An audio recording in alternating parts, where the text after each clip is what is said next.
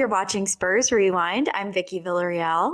Rocky couldn't be here today, but I have former Spurs Rewind host Joe Garcia joining me. How are you doing, Joe?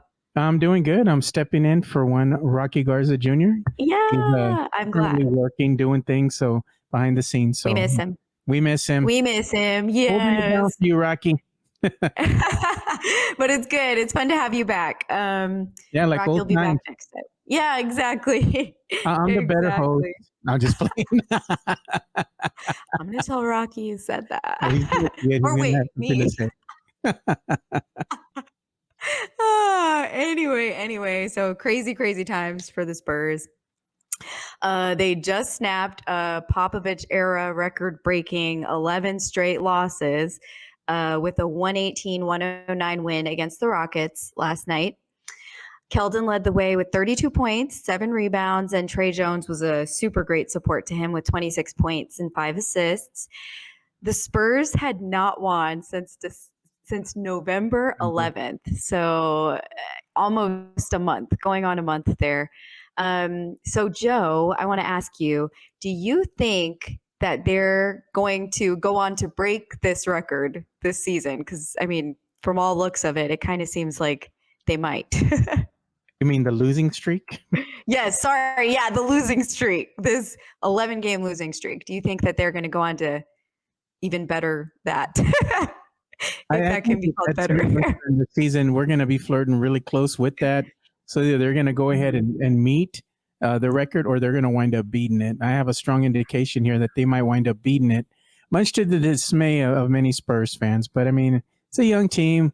They're in flux right now. They're still finding their way. So if it happens, it happens, but gets us a step closer to getting Yes. that top pick in the NBA draft. So you have that silver lining. Exactly. And speaking of that, actually, that really ties in well to my next question. We know the Spurs are struggling right now because, from the looks of it, they are trying to get a high top draft pick, which is the goal. It seems like this was the goal even before the season started. I wanted to get your thoughts on the response to an Express News article by Mike Finger. And he stated that getting a high draft pick doesn't necessarily mean that the Spurs are going to have an instant turnaround and instantly get into the playoffs next season. He cited cases like LeBron James, Karl-Anthony Towns, and others who were, that amazing player, generational talent, and they still took a while to even make it into the playoffs themselves. So with this in mind, do you think that the Spurs will struggle in that same sort of way that a lot of other teams have once they get that talent? Well, yes and no. And here's the thing. It depends on who they actually draft. You see, so if they get a high enough pick and they're going to get one Victor Wembanyama, and you go ahead and pair them with the pieces that they currently have, and one Keldon Johnson, you have Devin Vassell. If Jakob Poeltl winds up staying, that's even better for the San Antonio Spurs. And you still have Trey Jones running the point. That's a formidable starting five right there. And I think that they would actually make some waves here if, in fact, they did draft one Victor Wembanyama. So let's say they don't get the first pick or the second pick or even the third pick, and they wind up getting the 8th or the 9th pick. Well, this is kind of a stronger draft, but even if that's the case there, if they get a lower pick, I don't think it's really going to change anything much for the San Antonio Spurs because you're getting a rookie that's still a work in progress, and you're pairing him with the current, pieces that you have right now, and it's still going to take some time. I think it still take a little bit of time, even if you got a 1 or a 2 pick in the NBA draft. But I think my finger is kind of yes and no. It just depends on the type of player that you have and how ready they are to just be able to just come in and plug and play into the San Antonio Spurs system. But yeah, I think they got a good base to work off of right now. Yeah, I think so too. And he talked about how when Tim Duncan came, he had the support of David Robinson and Sean Elliott, who had been on the team for a while already and had developed as players. And he mentions kind of that Keldon and Devin are probably not at that level in their career yet to be able to hold it. I see what he's saying. As the Spurs fan in me is like, I'm hopeful. I'd love to see them back in the playoffs, but yeah, I do think it'll it'll probably still be a little bit of an adjustment. But we'll see. I guess we'll see how it goes with the development of the guys right Yeah, now. that's all we can hope for. Exactly. So it's going to be a process. We know there's going to be a process, but one thing that I'm seeing buzzing around, and I know you are too, is that Jakob Poeltl is being shopped out by the Spurs. Rumor or not, I don't know. But Sports Illustrated reported that two teams are apparently most persistent in trying to obtain Poeltl in a trade, and that's the Golden State Warriors and the Toronto Raptors. So I wanted to see, what do you think the Spurs are going to do with Poeltl? Do you think he's going to stay? Do you think he's going to go? What are your thoughts? Well, here's something, because I just finished talking to our good friend Noah Magarro George on my podcast, Two Shots, earlier today, because we did a recording. I have to post the podcast, but we talked about the same subject. And I heard it first through LJ Elias of Spurs Talk. It's a blog that has been around for quite some time. And I saw it on hoopsrumors.com as well. And basically, like you're saying, the whole rumor is, the Raptors and the Warriors are among teams that are showing interest for one Jakob Poeltl. And as December 15th starts to go ahead and roll around here, which is basically the date that you can go ahead and start making formidable trades with other teams, these rumors are going to start picking up some steam. I think there is some interest there, but generally it comes down to the Spurs wanting first round picks for one Jakob Poeltl. And Jakob Poeltl has already kind of made it clear that his indication is that he might wind up going into free agency because he wants to get paid a lot more than just the hometown discount, which is what his prior contract was. And you can't fault the guy for wanting to get paid. He's done a lot. He's grown as a player. And, and he's done everything that the San Antonio Spurs coaching staff have asked of him. So if he wants to go somewhere and, be able to play for maybe a chip or get into the playoffs, that's something that you can't fault him for. But I think it's going to take a first round pick or two in order to just pluck Jakob Poeltl away. And unfortunately, I just don't think it fits in the Spurs' current timeline and their trajectory, because he's going to garner a lot more money than the Spurs might be willing to pay.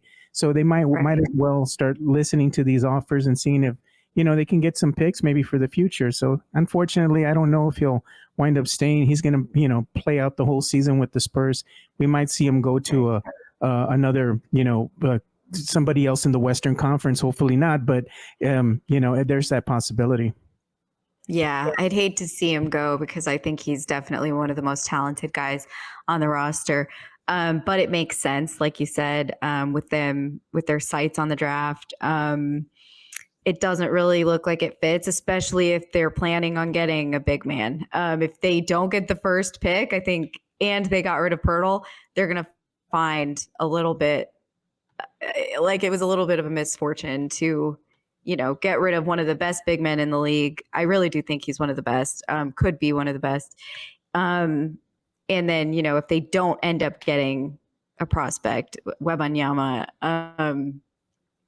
then they're kind of like, okay, well, they got to find another big guy. But that's just the way it works. I think that's just the way it rolls, and it's gonna play out either way. Either way, they're gonna have some kind of misfortune, I think, in getting their draft pick, because it's not a complete team even without having that. Yeah, they still need a point guard. Talent. They need a legit starting point guard. I mean, Trey Jones is holding it down, but I think he's better suited in coming off the bench and holding down that second unit than he is a starter. Right, exactly.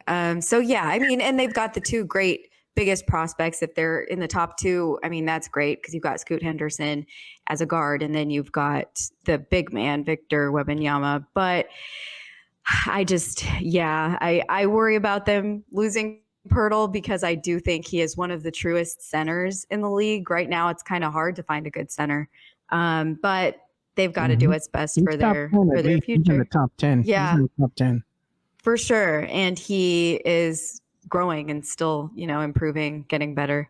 Yeah. But yeah, I do think maybe he might not be here with the Spurs much longer.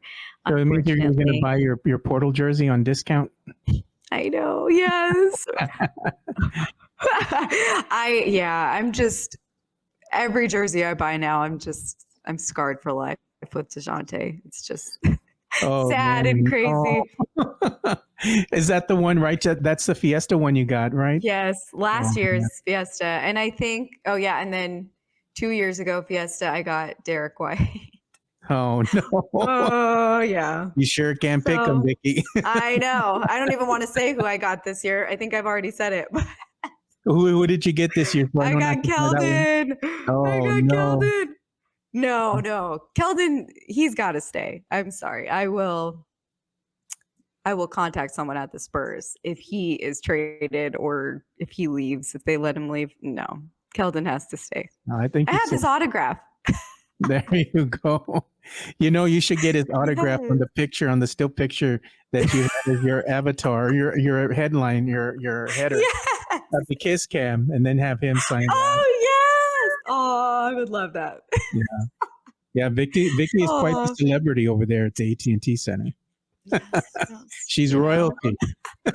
I was their good luck charm last year because every time I went, they won. But actually, I don't know. They might have lost one of those times. No, the last time we went, I went to the game with Jonas, and I think you were there with your sister. Oh, and they lost. That was a blowout.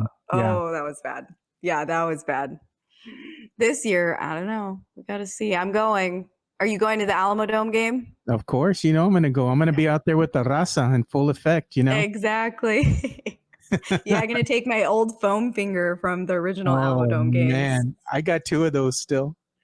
I think I have one at my parents' home, but I don't know. You got to go retro, though. You got to go old. I got to go check it out.